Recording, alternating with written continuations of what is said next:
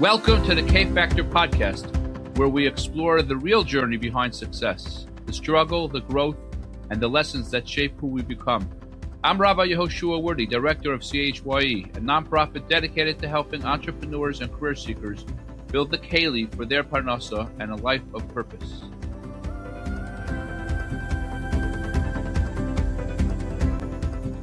Welcome back, everybody, to another exciting episode of the K Factor podcast. I'm excited you could be here with us. This week we have a very special guest who I've known for the last few years. Amazing and incredible startup journey. And this is Izzy Rosensweig, who comes to us all the way from Toronto. And it's going to be an exciting journey. Before we jump in, as always, I'd like to give a special thanks to the lead sponsor of the K Factor podcast. It's Ainsworth and Gorkin LLP.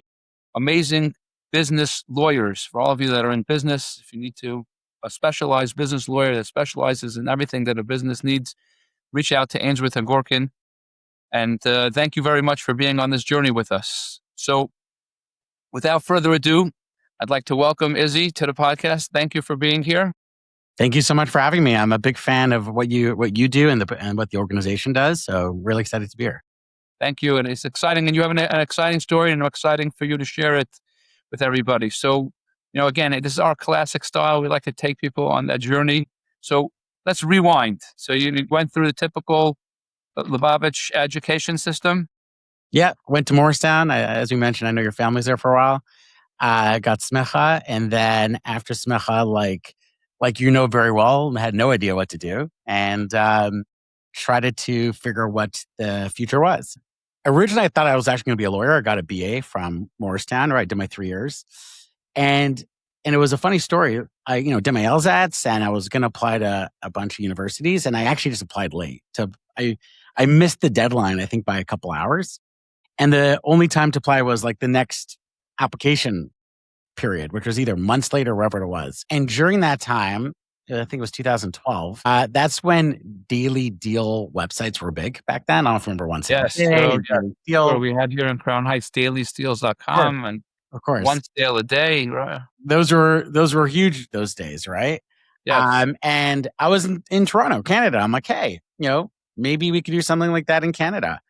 And so once I missed my application window, I'm like, let me try to build this daily deal website. And that's how I got started in business. I'm like, hey, let's try this. And it's actually still the same corporation since 2012. But the business has evolved multiple times. Okay. So very exciting. So why don't we dig into that then? Yeah. So how did you launch that first business? Well, first of all, I'll actually give a big thanks to my first insight into running a business was actually Sukkah Center. So Rabbi Biston in Parkland used to own Sukkah Center, and I worked for their shui, the camp, for a couple of years. And I got to know Rabbi Biston. I'm like, hey, can I become your Canadian distributor? And I was doing that, I think, since I was 18. So this idea of like, hey, something works in the States, let's bring it to Canada. I kind of felt like I've done that. And we actually did really well in Toronto. We became probably one of the largest Sukkah Center sellers here. That business actually still runs. My brother took it over, and then my brother-in-law took it over. But they're still selling sukkahs. It's a great business. So I'm like, okay, let's do the same idea for this daily deal website. But I had no money, right? So I had no cash. Just got married, and I couldn't afford to buy inventory. But what was nice was these daily deal websites didn't ship to Canada, so Canadians couldn't buy good deals. And there was different currency. It was actually hard to know, what the right price was as a Canadian. So I opened a Canadian equivalent of this daily deal website. And what I would do is whatever was being sold on these websites, I would immediately copy paste everything, flip it on my website, put it in for a profit, sell it. And at the end, and as I was getting orders, I would just buy it in the website and send it to Niagara Falls, to Buffalo, which is like an hour and a half away. And that's how I got started. No inventory, just paid for a website, and just pushed. There was like Reddits and red flag deals, all these like deal blogs that I pushed to Canadian focused, and it was working. And that's how I started the business. And that business, that was a real hustle. Yeah, like didn't have cash, didn't know there was such thing as an investor. Like, why would someone give you money? That's crazy, right? That was, still early days, I guess, from VC world, at least from my perspective. I didn't know about it. But yeah, that business started to take off. And then obviously, like any business, you start with one idea and it keeps evolving. Like for a while, I was driving to Niagara Falls or to Buffalo, picking up my boxes I do it twice a week. So every couple of days, I'd go pick up my stuff, bring it in, print the labels, ship it out. And then it was like, the Canada Post labels are really expensive. And then I saw 1 second, it was actually cheaper to ship from USPS Buffalo to Canada because there's something called the UPU, the United Postal Union, which has different contracts between countries. And I realized was Canada Post had a mandate that it needs to be profitable. At least it did. Now it's losing a ton of money. But back then, its mandate was trying to be profitable. So they would charge a lot of money if you're in Canada. But they had a legal obligation with the US where they had to give better rates to USPS. And USPS loses money as a business model. It just does. They keep trying to make money, but I actually don't think it's a bad idea. I think they power so much of so many businesses around the US. So I was actually like, hey, it's actually cheaper for me to ship something from Niagara Falls to Toronto or Niagara Falls to British Columbia than it was for me to ship something from Toronto to Toronto. I'm like, that's insane. So I started to bring my label machine to Buffalo. I would set up shop and I was printing orders there and shipping across Canada. But that was the first start of the business career, was starting, with no money, really reselling what US daily deal sites were selling, buying from them, flipping it to Canada. And that built up to hundreds of thousands of dollars within the first, 1 or 2 years. It's very exciting. And the real grind. Yeah, it was a real grind. I guess that was phase one of the business. Phase two, again, a lot of this stuff happened, shaka practice, meeting the right people. I ended up hiring my first 2 hires, and I had no idea how to hire back then. I don't know what I was doing. But I happened to hire someone that used to work at Alibaba. And he would propose like, hey, why instead of like hustling to New York, Buffalo twice a week, why don't we consider making this business a marketplace and actually getting Chinese sellers on board?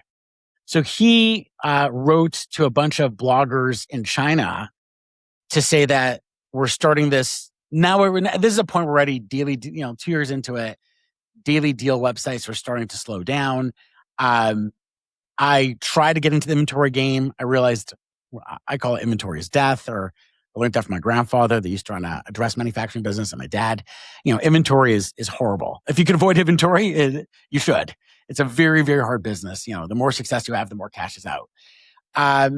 So between just for our crowd, explain what you mean. In other words, you end up sitting on it for so long. Yeah. So let's just say you want to sell t-shirts, right?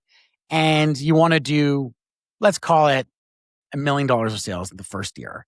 Well, now you got to lay out probably $300,000 of cash before you sold anything. You got to buy the t-shirt, right? And let's just say you do it, you scrape by, you have all your money tied up into inventory, meaning it's what money's paying salaries, what money's paying your rent, what money's paying your marketing. Well, not that money. That money's tied up. But let's say you have other money and you do well and you generate revenue. Now let's say you 10x your business. Now you're at 10 million. Well, now you need $3 million to buy inventory, right? Let's assume you're making 70% gross margins. So the more success you have, the actually less cash you have. And there's one of my favorite books. It's called Shoe Dogs. It's the story of Nike, Philip Knight. And it would talk about like his constant thing with Japan was they would always ask, where's the money? And he's like, money is coming. Money's not coming. Money's in his shoes, right? So like the more success you had, and it's a great book as an example of what type of journey Nike had to go through to become Nike multiple times, almost a bankruptcy. But that's just the fact of the business.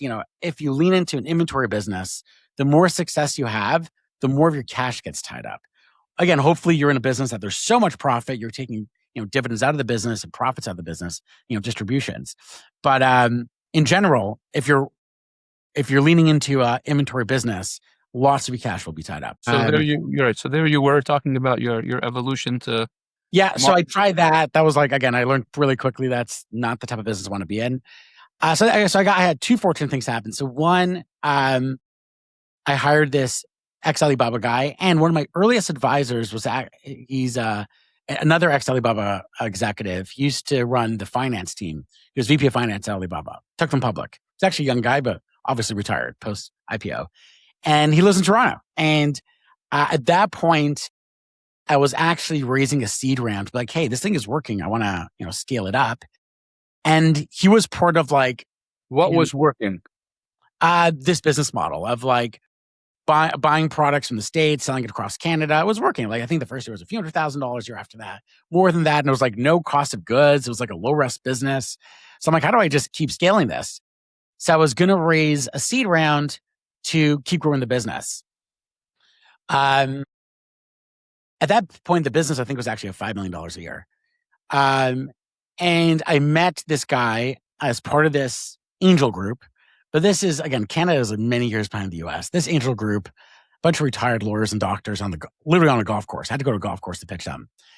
And they actually gave me an offer to invest. I was fortunate that another firm guy in the city that raised capital from them said, don't go near them. They'll drive you nuts. A bad investor could ruin your life. Bad investors could ruin your life. And they were so old school. They didn't understand the idea of like scaling everything. They just didn't get it. So I didn't take their money, but one of the guys there was this guy. His name was Samuel. And he had like ultimate connections to everyone in China. And he introduced me to my first network of other ex Alibaba executives in China. And between that network and that early hire, I shifted to this new model, which we called the direct supply chain model. And the direct supply chain model is fundamentally, instead of producing, in the example of the t-shirts, let's say I'm running a $10 million business.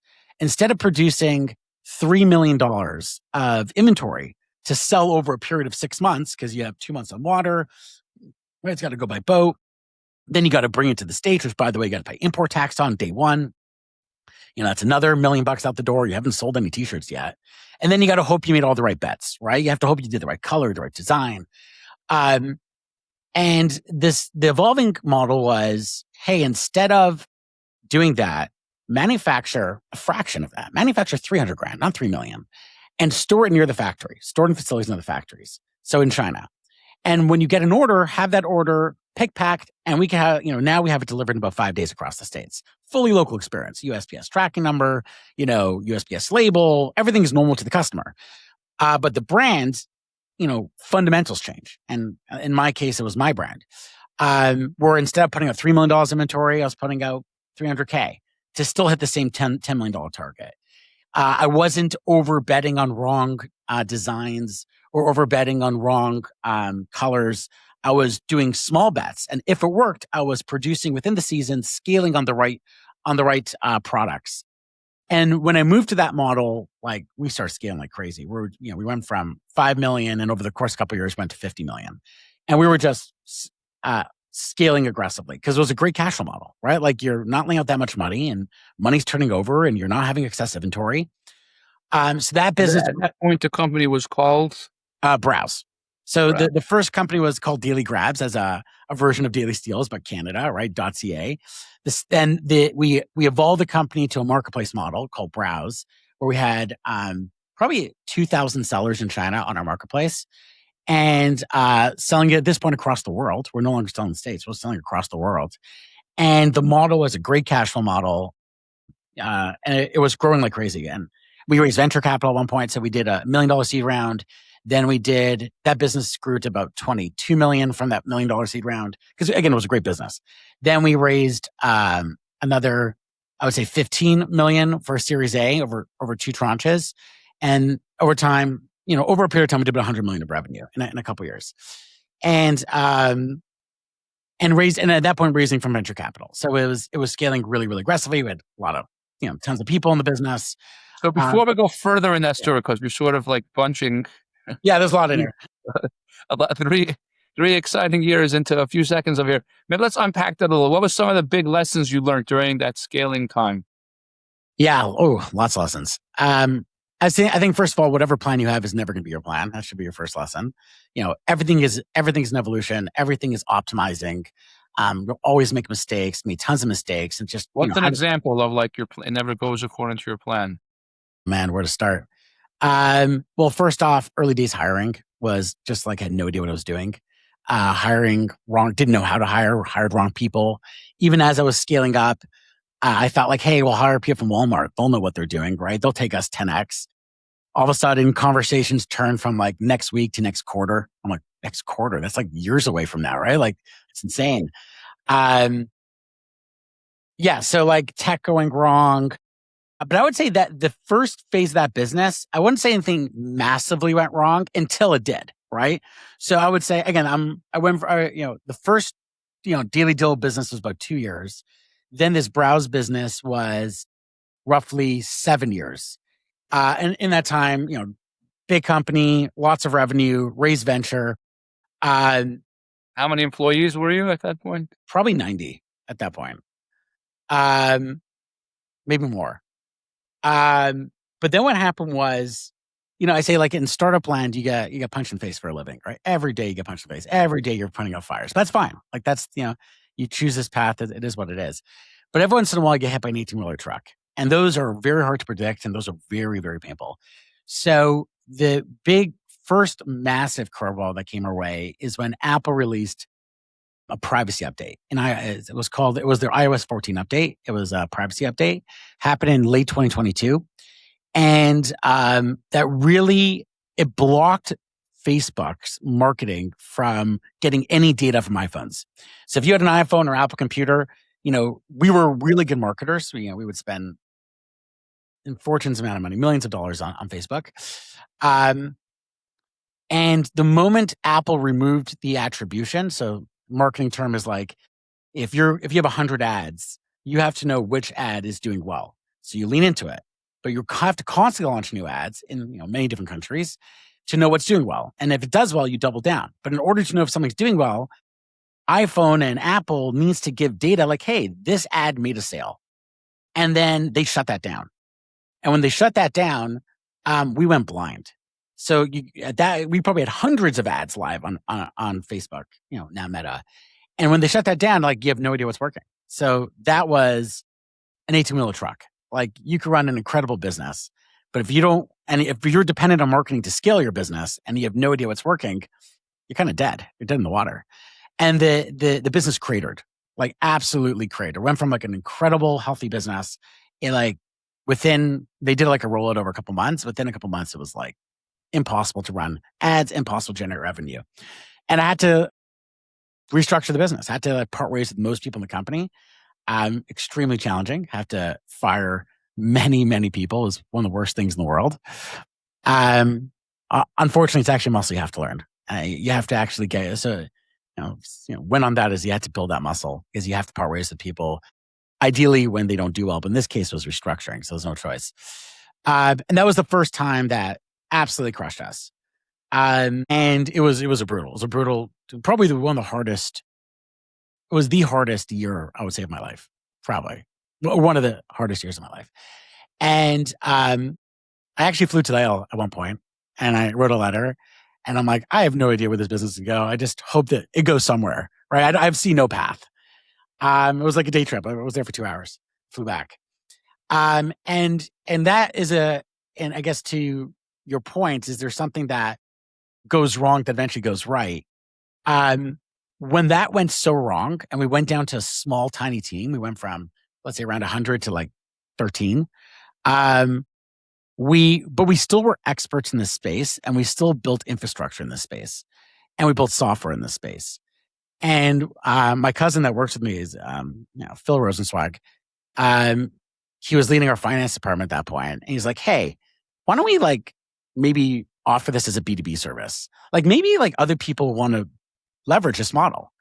And I had like no headspace for this. I don't know what you're talking about. He's like, "Let me make some calls." So he used to be an accountant. He started calling accounting firms like, "Hey, any chance you have swag for your accountants that you want to like send? We'll do it really awesome from in a China model. They'll have no idea and it'll be super cheap." And like people were interested. I'm like, what? That's crazy. Like they're interested. And then another fortunate thing is one of my advisors, his name is he was an advisor for my business when I was growing at, Browse, he also ran his own startup. His name was Jonathan Frankel, based in Israel. And he was following this transition. And he's like, Izzy, if you can move this to B2B play, like this is insane. So insane. I want to join your business because he Okay, actually, so let's slow down. I want to ask two yeah, questions about. right. Number one is CHY is a big fan of advisors and mentors. That's our core service. So, how did you find your advisors, and how heavily did you lean on them? Great question. I don't have a massive network of advisors. I would say 3 to 5 people that like I didn't ask them to be advisors. They're organically just people that I connected with and either became early advisors, then investors. But I do have my perspective on it. I always say, any advice, whenever I give advice, I always say this is my perspective. And the reason why I say that is because no one knows your business like you do. And that's like me for my business, someone else for their business. And I have in the past taken advice from people blindly. And I think that's very risky. And I think advisors are essential because they very often lived parts of your journey in the past, but no one's lived your exact journey in the past. And but I always say look at them as data points, right? If they live very close to your journey, great, lot more data points. If you live a little further out of your journey, different industry, less data point, less of a strength of a data point. So had a lot of advisors. In the beginning, I probably took it as blind trust. What they say is true. I think everyone's got to trust their gut if you know your business the best. But in order to make decisions, you need data points. And the best data points are come from people that are ideally as close to what you do as possible. But no one is in exactly what you do. In most cases, no one's lived exactly what you do. So that was an example. He was building a business. He was ahead of me at that point. And he gave me, he was advising me like from fundraising to business structure. Yeah, that was him. But in general, my perspective. Okay, so just before we segue to this new pivot, explain what does that mean, the B2B model versus what was your original model and how is it more metamorphosing into the B2B? So in e-commerce, there's something called direct to consumer, which is a business, let's call it a brand, selling to an end consumer. The way you find consumers in most cases, you do spending advertising. It could be Google, it could be Facebook, it could be TikTok, whatever platform you're selling on, but you have to find a consumer. And there's, billions of people out there and probably 100 million consumers could buy your goods. Like it's obviously depending on how big of an appeal your product is. So, but in that model, you're spending a lot of money to scale. No matter what you're building, you're spending a lot of money to scale. Very few businesses, consumer businesses, don't spend money to scale. So, a B2B business is, hey, I'm not selling it to consumer. I'm not selling it to, Joe Smith on Facebook. You're actually selling to other businesses. And it's a way better model. It's a way better model. I've done both. In B2B, you do way less advertising. Like honestly, even till today, we do very little advertising. It is more networking. It is more salespeople. In the beginning, I was a salesperson as we started to do this. Then you could hire salespeople. It is more finding communities. It is creating content. Early in our B2B pivot, one of our early employees pushed us to create a podcast and join podcasts, which generated literally our first tens of millions of dollars in the new business. Was literally content, no marketing. So it's a way better model. And it is why Y Combinator almost always takes B2B businesses. There are some exceptions, right? Like Airbnb is a consumer business. There are exceptions. But most large businesses in the world, most are B2B businesses. And they're usually the healthiest. You have the best gross margins. You have much easier ways of selling your product. In the early days, it's a very one-to-one environment. Every contract hopefully is worth a lot of money. So that's a definition of B2B. Got it. Okay, so now you're now reinventing your business for a third time now. Yeah, reinventing for the third time. You changed the name of your business. Changed the name. We went from Browse to Portless. That was early days ChatGPT that helped me pick that name. Probably like within 2 months of ChatGPT being released, I guess. And the idea was exactly what we built for our business. Let's just help other brands do it. And the reason why the timing was right too. A lot of luck and a lot of grind and persistence, but a lot of luck. And the timing was right because this was towards the end of COVID. During COVID, money was free. Both borrowing money was free. Consumers were getting free money. There was just money everywhere. So when brands were being built and scaled during that time, they could get money almost from anywhere for nothing, like cheap, free money. But then all of a sudden, that interest rates started going up, and brands realized, oh, 1 second, I can't lose money forever, as well as investors stopped throwing money at consumer brands to scale burning capital forever. Like those days were done. There was a phase one of where like Casper, Warby Parker, like the early brands that were, Wish, many more that were just burning money for scale. And investors like, we're not like, there's no future in that. So what you have on one hand, you have consumers that love e-com. They love D2C. They buy from Shopify brands around the world. It's an enormous business and it's only getting bigger. So whenever you have demand, you have supply. Just fact of life. And the supply will come, but now supply is expensive. Now supply is very hard on cash flow, right? Now you got to take real money with real interest, take real bets and hope it works. So the timing was right where like brands wanted to grow, but they didn't want to do it while taking massive risk and having hard cash flow. So Portless was born and we started, myself in the beginning, Phil kicked off the idea. Then, Jonathan, joined us as a COO, helped build the initial infrastructure, and we started selling it. And very fortunately, it caught on immediately. Again, at this point, it was like 10 years overnight success. Like it was 10 years of building the model, the software, the experience, the infrastructure of my own brand, and then selling that to other brands. And then it grew very, very quickly. So that grew. We now have hundreds of brands that we power, many famous ones, many not. And we shipped millions of packages around the world. Our team, again, is now very large. Raised another round of capital from investors. But we run a much healthier business. Again, B2B, big fan. I wouldn't go back to consumer business probably ever again. But yeah, that's the journey. So lots of punch in the face, but always every once in a while an 18-wheel truck, and you just gotta survive it and keep pushing forward and hopefully get a little lucky.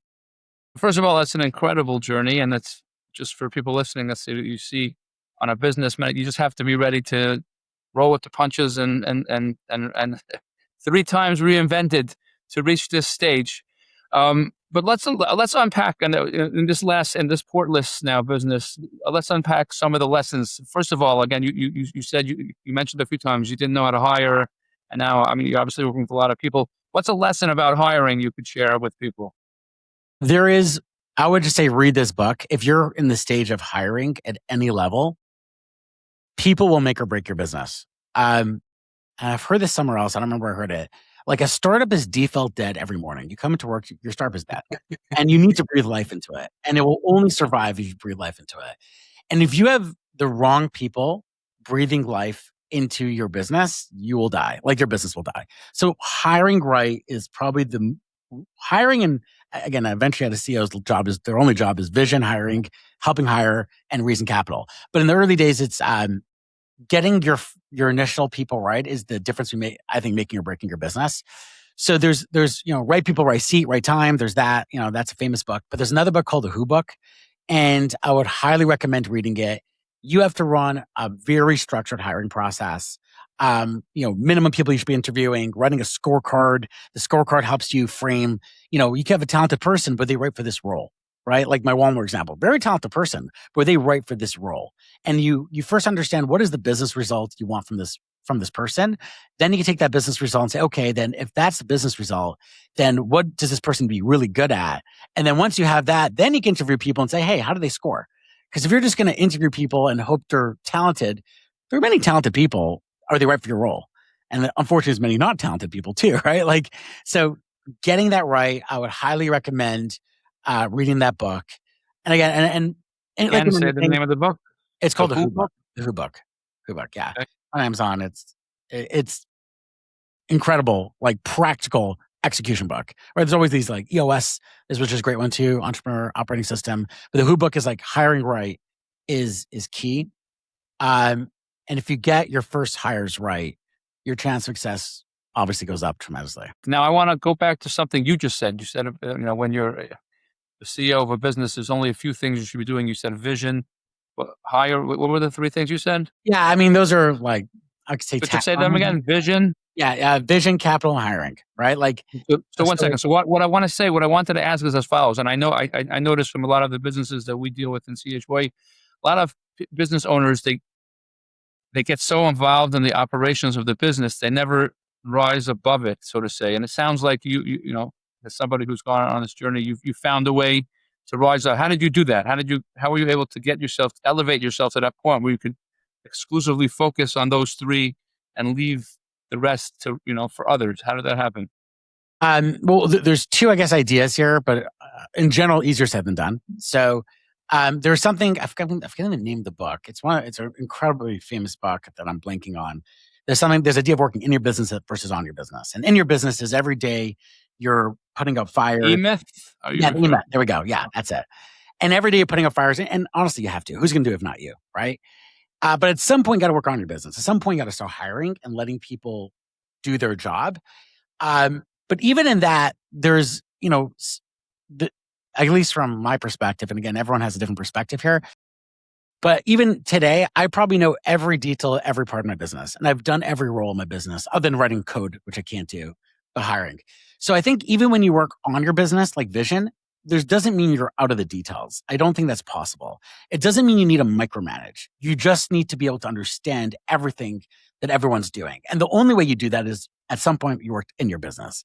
At some point you put out the fires yourself. At some point you're dealing on the day to day.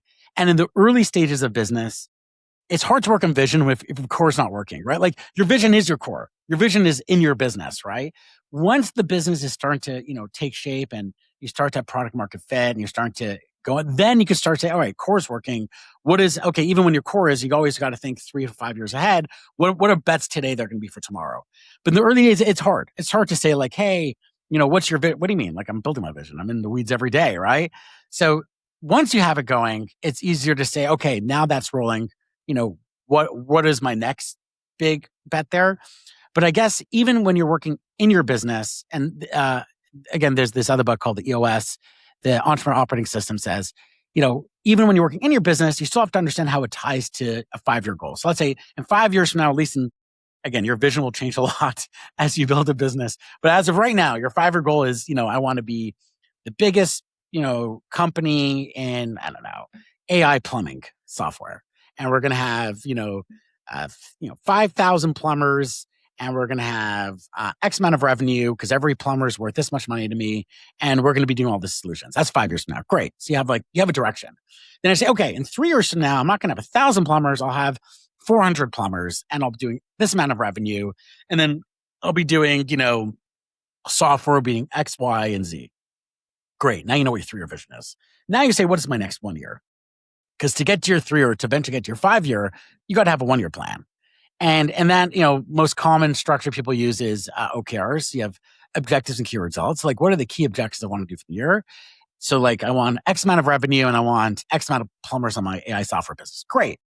To do that, you have to do some key projects, key results. And those projects lead to numbers. So now you have like, okay, I know my 5-year vision. I know my 3-year vision. And now I know my 1-year objective. And I could now break down small projects. I know because 1 year is more practical. It's 50 plumbers. And my software only does X and doesn't even do Y. So I got to get to X software capabilities. I need to get 50 plumbers. To get to 50 plumbers, I need at least one salesperson beyond myself. And that 50 plumbers be worth this amount of revenue. Now all of a sudden, like it starts tying in, and you could, and whatever you're doing ties into your 3. Whenever you're, and the 3 ties into 5. So I think if that's what you meant, vision, it's like you always want a guidance, like where am I building towards? But you're still in your business. You're not looking outside your 1 year, other than where directionally where you want to go. Yeah. So if that's what you mean, I guess that's that area. That's great. By the way, just this is like a question that just popped into my head. Do you pay for consultants for these types of things? Great question. I don't think I ever did. There was a period of time that I think during the transition period, I hired a business coach or a CEO coach for maybe 3 months. It was okay. It wasn't right for me. I would encourage, I personally didn't. I read the books, and I had people, really good team members that happened to know it, to know how to implement it. but I would go for it. I mean, we just did a Jira integration. So Jira is like an enormous Atlassian software. We have, a lot of people have to onboard to Jira, and Jira is like a massive ticketing system. We actually paid a fortune of money for a consultant to roll that out. So we did that for Jira. Prior to that, we didn't really do it. Like Notion is so simple, and then you could, watch a couple YouTube videos and OKRs. You can watch, Okay, nice. Okay, so you took the principles that you learned from reading and watching and yeah, applied them. for at least the early stages. Yeah, Right. I'm not saying you shouldn't do it. I mean, I'm sure. Okay, no. Look, there's people that struggle with the cost benefit of it, and I was curious, what your thoughts were on that. So we're going to transition now from the storytelling. I'm just going to ask you a few rapid fire questions over here.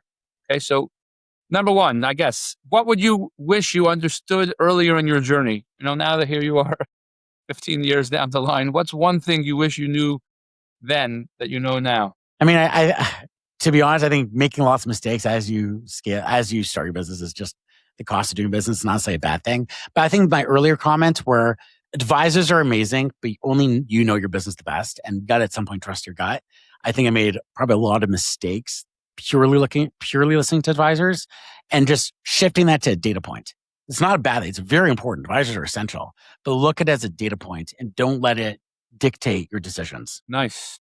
What would you tell someone who's putting in the effort but not yet seeing results? Like, there's always that tension. Keep on going, pull it back. Yeah. I How do mean, you know? yeah, it's a great question. I think everyone has their level. I guess, um, you know, every person has their level of grit, their level of persistence. But in general, I would say the harder you work, the luckier you get. And depending where your stop is, I didn't stop. It doesn't mean it was right. I could have equally have not worked out, and it would have been a wrong decision. But in general, keep going and evolve, right? Like if it's not working, you don't have to run the same. If something isn't working, you should adapt your business, but it doesn't mean that your idea was wrong. It can evolve to another version of your idea. But usually persistence, you know, usually gets you somewhere if you keep adapting along the way. So here's two questions that are the opposite side of each other. Number one is when things were going south, weren't going so great. What gave you the strength to overcome? What?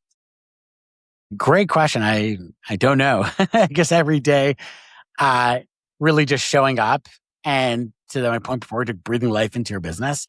I guess it's a great question. Don't know. Somehow push through it. I guess it's naturally had the persistence to do it. Just one step at a time. You got to be okay with failure. Science teaches that, right? You got to be okay with lots of no's and lots of failure, and looking at failures as lessons, and just say, okay, this is not working. It's a lesson. It's super hard. Um, but it's also important, I guess, in my world. I had a family, a kid, so it wasn't everything. I had another part of my life that helps balance the failures if that's what's happening. Actually, Um, since you're saying that, it was going to be my two questions from now, but I'll plug it right now. How do you deal with work-life balance? How does that, with running a company? What's your? Yeah, great question. I think, people look at, Elon Musk or the Gary V's of the world, like, oh, you have to grind 100 days, 100 hours a week. I think that at least my perspective is you got to grind maximum without burning out, right? And every person has a different version of that. So Elon is actually a very unique character. He doesn't burn out. Great for him, because if you burn out, you'll go bankrupt, right? Then what's the point, right? So you have to maximum grind. Like I would all the time have meetings at midnight, 2 a.m. with my engineers or China to get the job done. But also I have a family, and I'm a family person. I do carpool every morning. No meetings happen before carpool. I go to China a lot. I'm home every Shabbos. That's non-negotiable. So I find my balance. And I think every person's like, again, there's no shortcut. You must work insanely hard, but you got to find your balance, because if you work too hard and crack, then you're going to burn out. Then you're gone. Right. So I think that answer is different for everyone. If you're Elon Musk, good for you. Work, every day, all day, sleep in your office. But if you're not that, whatever you need, is it a gym? Is it, I don't know, golf? Then do what you got to do to maintain a balance, just so you don't burn out. Otherwise, you'll give up pretty quick. Okay, and going back to before, so the flip question was, how do you stay grounded when things are going well? I think if you've been through 18 wheelers, you get very paranoid. So like even in success, you're always asking what's the next 18 wheeler. Um, you know, if it's going great, you could fall very hard. And, I've done that, you know, I've had that more than once and one big one, but more than once. So it's just like even wherever you are, like you're always trying to grow and you always like, who knows what will happen? And how do you try to, think or, what's the next healing truck and how we building solutions and backup plans around that. So, you know, God runs the world and very easily could turn it in any way. Is there any one person who's been super meaningful to you on your business journey? Many, many people. There is on the investor side there's like an uh, incredible investors, angels in Toronto. Just a whole network of angel investors. Two early ones were Ellie Spiro, Mark Vittori. They're my earliest investors from day one, and they've invested and been there all the way through. I have people in China that were with me from the earliest days, ex-Alibaba executives. I have weekly calls with them. They're like on my China earliest advisors. I have the advisor, the COO that joined me in 2022. Without him, I don't know if we'd be able to get to where we are today. There's many people in the journey. I think, they somehow come up during your journey and they're key players in making things happen. But yeah, I think there's many. Those are just a few that came to mind. Okay, nice. And let's sign off with this, jumping to the, raising capital. What advice you'd give early stage capital, like people that are getting started, attracting first investors? What's some wisdom around that? So I think you have to ask yourself what type of business you're trying to build. First, personally, what do you want? And then even the business you're building, who is the right match for that business? Not every investor is the right match for every business, right? Venture capital is one type of capital. There is angel investors, a different type of capital. There's private equity, which is a totally different type of capital. There's different types of capital.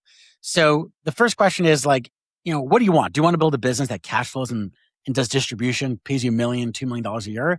So that's not venture, actually. Venture is all about equity. It's not about cash flow. It's about building very big businesses that can one day exit.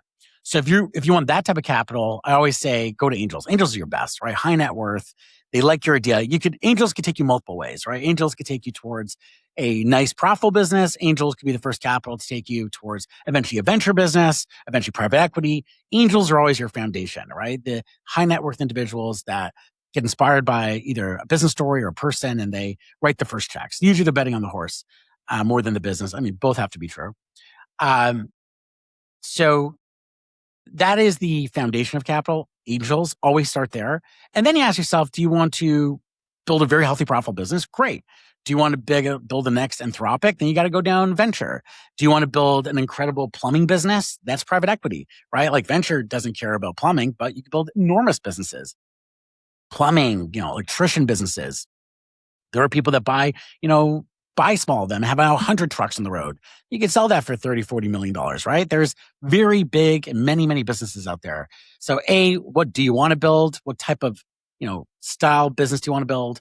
And then what is your business built for? Is it built for private equity? Is it built for venture? And then always start with angels. So how did you get your appointments with your first angels? Yeah. So Ellie and Mark, it actually started with my cousin, Ezra Rosensweig, that was just tracking me and what I was doing is like, this business is enormous. You haven't raised any capital. Like that, we grew to 5 million without capital. And he's like, you should talk to these guys. These guys are in the banking, vendor, they're angel investors, talk to them. And had coffee with them and they liked it and they took the first bet. And this is on the first iteration when it was a Daily Deal website. And that's it. And started with a conversation over coffee and then evolved to what it is today. Awesome. That's the angel side. Venture, different story, but yeah. Good. Understood. We'll leave that for another conversation. So this has been an amazing conversation. You're very articulate and your story is an incredible story of, reinvent and reinvent. Baruch Hashem. So thank you very much for your time and for sharing. If people listen to this conversation and they're like, wow, this is an interesting, I'd love to ask, Izzy for some advice. Can they reach out to me? Can I put them in touch with you? Absolutely. You can reach out to me, Izzy at Portless or LinkedIn. Those are my two main platforms. You can make an intro. Always happy to connect, see if I can be helpful. Amazing. Thank you very much. This was awesome, and looking forward to hearing more continued success at Portless and to infinity and beyond. Thank you. Thank you for having me. Big fan of what you do. Have a wonderful Shabbos. Thank you. You Take too. care.